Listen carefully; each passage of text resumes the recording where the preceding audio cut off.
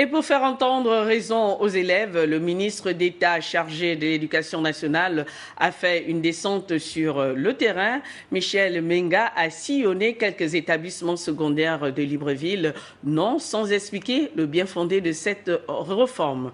Reportage Eric Hervé Moulé, Thierry Aldo, Mandaka.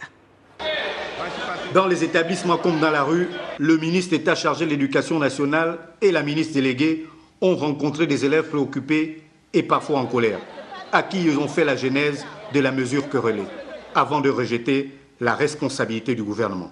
Que vos enseignants, n'est-ce pas, que les syndicalistes, que les parents d'élèves qui ont pris part aux États généraux, qu'ils vous disent que c'est eux qui ont dit ça.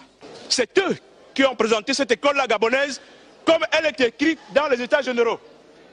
Ce qui ne correspond pas à la réalité. Martelant que force reste à la loi, Michel Menga Messon a précisé que la décision est irréversible, sauf cas de force majeure. Assumons ensemble.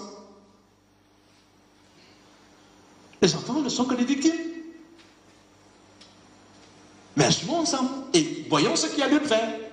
Mais ne rendez pas responsables ceux qui ne le sont pas. Alors c'est ce que vous faites. Ça, c'est pas juste. C'est pas juste. Tout en reconnaissant le droit de manifester, le patron de la tutelle a exhorté les élèves à s'abstenir de recourir à la violence. Quand vous réagissez, réagissez sans violence parce que vous allez faire la violence avec qui? C'est pas nous. Il faut réagir pacifiquement.